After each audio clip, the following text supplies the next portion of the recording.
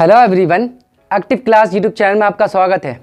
आज का जो डिस्कशन टॉपिक है MSA, इसे हम मेजरमेंट सिस्टम एनालिसिस कहते हैं। फ्रेंड्स, जो भी लोग क्वालिटी डिपार्टमेंट में काम करना चाहते हैं या काम कर रहे हैं, उन लोगों के लिए यह वीडियो बहुत ही इंपॉर्टेंट है। आज हम जानेंगे व्हाट इज़ MSA, उसके बाद जानेंगे top 5 parameters to investigate variation in MSA। Friends, इस वीडियो को लास्ट तक ज़रूर देखें, यह आपके लिए काफ़ी हेल्पफुल हो सकती है। टॉपिक को शुरू करने से पहले लाइक, सब्सक्राइब एंड शेयर करना ना भूलें। चलिए टॉपिक को शुरू करते हैं और जानते हैं पहला क्वेश्चन क्या है। पहला क्वेश्चन है what is MSA। MSA means measurement system analysis. Friends, आइए सबसे पहले इसका डिफिनेशन जानते हैं। इसका डिफिनेशन है MSA is an experimental and mathematical method of determining how much the variation within the measurement process contributes to overall process variability. इसका मतलब यह हुआ MSA एक एक्सपेरिमेंटल एंड मैथमेटिकल मेथड है जिसकी हेल्प से हम डिटरमाइन करते हैं कितना वेरिएशन मेजरमेंट प्रोसेस में वेरी कर रहा है, उसे हम MSA कहते हैं। Okay friends, there are 5 parameters to investigate variation in MSA। 5 parameters की हेल्प से हम वेरिएशन को इन्वेस्टिगेट करते हैं MSA के अंदर। आइए जानते हैं वो कौन से पैरामीटर्स हैं जिसकी हेल्प से वेरिएशन को इन्वेस्टिगेट करते हैं। पहला है बायस, दूसरा है लीनियरिटी, तीसरा है स्टेबिलिटी और चौथा है रिपीटेबिलिटी और पांचवा है रिप्रोड्यूसिबिलिटी। ओके फ्रेंड्स, आइए एक एक करके डिटेल में जानते हैं। पहला है बायस। इसका डिफिनेशन है a measure of the difference between the true value and observe value of a part is called bias. इसका मतलब यह हुआ जब हम किसी भी पार्ट को इंस्ट्रूमेंट से मेज़र करते हैं तो जो ऑब्जर्व वैल्यू आती है और ट्रू वैल्यू होती है, दोनों के बीच में जो डिफरेंस होता है उसे हम बायस कहते हैं। फ्रेंड्स, आप ग्राफ की हेल्प से बहुत आसानी से समझ सकते हैं। जैसा कि आप देख रहे हैं, लेफ़्ट साइड में रेफरेंस वैल्यू या ट्रू वैल्यू है और राइट साइड में आप देख रहे होंगे जो एक स्ट्रेट लाइन है, ऑब्जर्व वैल्यू है। दोनों लाइन के बीच का जो डिफरेंस है, दोनों रेफरेंस वैल्यू और ऑब्जर्व वैल्यू के जो बीच का डिफरेंस है, उसे हम बायस कहते हैं। जैसे एग्जांपल के तौर पे आपने किसी भी शाफ्ट के डाया को मेज़र करना है।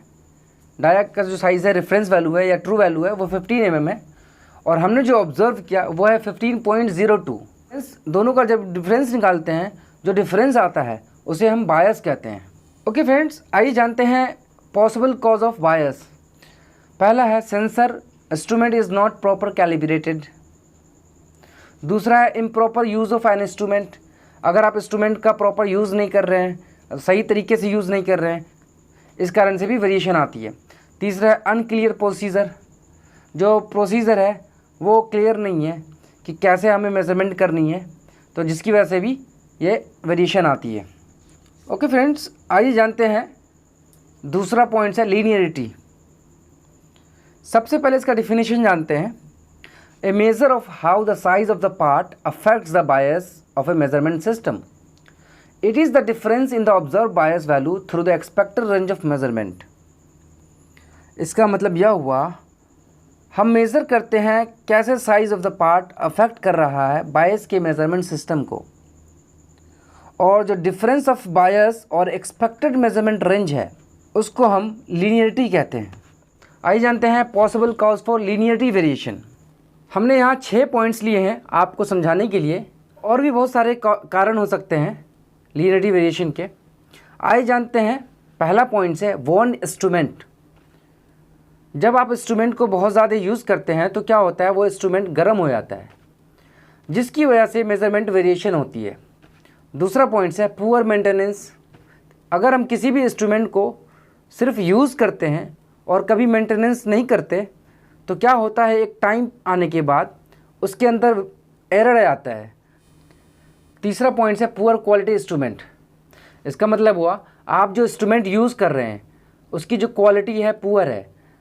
हो सकता है उसके अंदर पहले से ही एरर मौजूद हो, जिसकी वजह से मेजरमेंट में वेरिएशन आती है।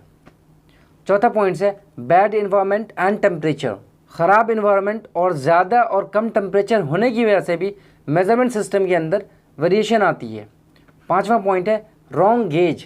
कभी कभी क्या होता है, जैसे आपको माइक्रोमीटर का यूज़ करना था किसी शाफ्ट के डाया को मेज़र करने के लिए, बट आपके पास क्या है, वर्नियर कैलिपर अवेलेबल है, आपके आसपास कहीं वर्नियर कैलिपर रखा हुआ है। आपने क्या करा, वर्नियर कैलिपर का यूज़ करा और उसको मेज़र कर लिया। बट ये क्या था, आपको यूज़ करना था माइक्रोमीटर से, बट आपने यूज़ कर लिया वर्नियर कैलिपर से। तो आपने क्या करा, रॉन्ग इंस्ट्रूमेंट का यूज़ किया, जिसकी वजह से भी मेज़रमेंट के अंदर वेरिएशन आती है। छठा पॉइंट है इंस्पेक्शन मेथड। इंस्पेक्शन मेथड गलत होने की वजह से भी मेज़रमेंट सिस्टम के अंदर वेरिएशन आती है। जैसे हमें शाफ्ट की हाइट मेज़र करनी है हाइट गेज की हेल्प से, बट हमने क्या करा, वर्नियर कैलिपर की हेल्प से हमने उसकी हाइट को मेज़र कर लिया। ये भी एक कारण होता है जिसकी वजह से मेज़रमेंट के अंदर वेरिएशन आती है। तीसरा पॉइंट है स्टेबिलिटी। आइए सबसे पहले इसका डेफिनेशन जानते हैं। Stability refers to the capacity of measurement system to produce the same value over the time when measuring the same sample as with statistical process control chart. इसका मतलब यह हुआ, इसमें हम इंस्ट्रूमेंट की मेजरमेंट कैपेसिटी को चेक करते हैं कि अगर हम अलग अलग टाइम पे सेम पार्ट को मेज़र करते हैं, वैल्यू जो आएगी वो सेम होगी, उसे हम स्टेबिलिटी कहते हैं। इसको हम ऐसे भी समझ सकते हैं, stability means how accurately the system performs over time. हमारा जो इंस्ट्रूमेंट है वो कितना एक्यूरेट परफॉर्म कर रहा है टाइम के साथ साथ, उसे हम स्टेबिलिटी कहते हैं। ओके फ्रेंड्स, जैसा कि आप इस ग्राफ में देख रहे हैं, यहाँ पे दो प्रोसेस है, unstable process with respect to time और stable process with respect to time. जो अनस्टेबल प्रोसेस है, लेफ़्ट साइड में आप देख रहे होंगे, वहाँ आप देख सकते हैं जो ग्राफ के अंदर वेरिएशन है काफ़ी ज़्यादा है। एक ग्राफ लेफ़्ट साइड की ओर जा रहा है, दूसरी जो ग्राफ है राइट साइड की ओर जा रहा है। यहाँ आप देख सकते हैं दोनों ग्राफ के बीच में काफ़ी वेरिएशन है। आप देख सकते हैं कि टाइम के साथ साथ वेरिएशन जो है बढ़ रहा है और घट रहा है, वो एक स्टेबल स्टेज में नहीं है, वो एक जैसा नहीं है, इसीलिए हम इसे अनस्टेबल प्रोसेस कहते हैं। दूसरा है स्टेबल प्रोसेस। जैसा कि आप देख रहे हैं जो ग्राफ है सारा एक स्टेबल स्टेज में है, ग्राफ के बीच में जो है कोई वेरिएशन नहीं है। टाइम के साथ साथ आप देख सकते हैं ग्राफ के बीच में किसी तरह का कोई वेरिएशन नहीं है। अलग अलग टाइम पे भी जो ग्राफ है उसका जो मीन है बिल्कुल सेम है, इसीलिए इसे हम स्टेबल प्रोसेस कहते हैं। चौथा पॉइंट है रिपीटेबिलिटी। इसे हम इक्विपमेंट वेरिएशन भी कहते हैं। इसका डेफिनेशन है, repeatability is the variation due to the measurement device. It is the variation that is observed when the same operator measure the same part many times using the same gauge under the same condition, that is called repeatability। इसका मतलब यह हुआ, repeatability एक variation है जो measurement system की वजह से होता है। यह वेरिएशन ऑब्जर्व किया जाता है जब सेम ऑपरेटर मेज़र करता है सेम पार्ट को many times using the same gauge under the same condition, उसे हम रिपीटेबिलिटी कहते हैं। जैसा कि आप ग्राफ में देख पा रहे हैं कि जो लाइन है वो मास्टर वैल्यू है और उसके लेफ़्ट साइड में जो ग्राफ बना हुआ है वो गुड रिपीटेबिलिटी है और राइट साइड में जो है वो पुअर रिपीटेबिलिटी है। जो आप लेफ़्ट साइड में उसमें देख सकते हैं जो वेरिएशन है, ग्राफ का जो एक विड्थ है वो बहुत ही कम है, जिसका मतलब है इसके अंदर जो वेरिएशन है बहुत कम है, इसीलिए हम इसको कहते हैं गुड रिपीटेबिलिटी। और जो राइट साइड में है जिस पर लिखा हुआ पुअर रिपीटेबिलिटी, यहाँ पे आप देख सकते हैं जो ग्राफ का वेरिएशन है काफ़ी ज़्यादा है, इसीलिए हम इसको पुअर रिपीटेबिलिटी कहते हैं। फ्रेंड्स, आइए जानते हैं पांचवा पॉइंट्स है रिप्रोड्यूसिबिलिटी। इसे हम अप्रेजर वेरिएशन कहते हैं। दोस्तों, इस चीज़ में कंफ्यूज नहीं होना है कि अप्रेजर वेरिएशन क्या होता है। अप्रेजर वेरिएशन मतलब ऑपरेटर के द्वारा जो वेरिएशन आता है उसे हम अप्रेजर वेरिएशन कहते हैं। आइए सबसे पहले इसका डेफिनेशन जानते हैं। Reproducibility is the variation due to the measurement system. It is the variation that is observed when different operator measure the same part many times using the same instrument under the same condition is called reproducibility।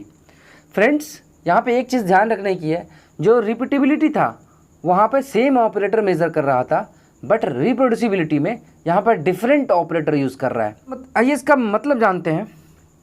Reproducibility एक variation है जो measurement system की वजह से होती है। यह variation observe किया जाता है जब डिफरेंट ऑपरेटर मेज़र करता है सेम पार्ट को many times using the same instrument under the same condition, इसे हम रिप्रोड्यूसिबिलिटी कहते हैं। ओके फ्रेंड्स, आप ग्राफ की हेल्प से समझ सकते हैं।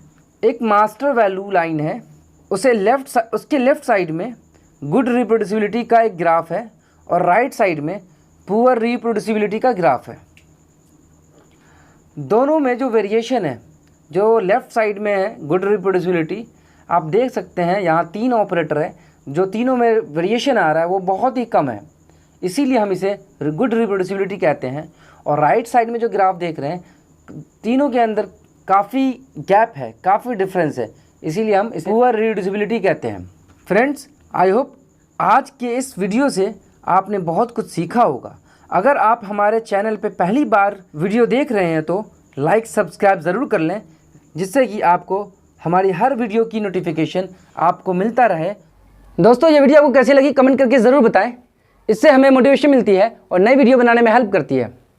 फ्रेंड्स, अगर ये वीडियो आपको पसंद आई लाइक सब्सक्राइब ज़रूर करें।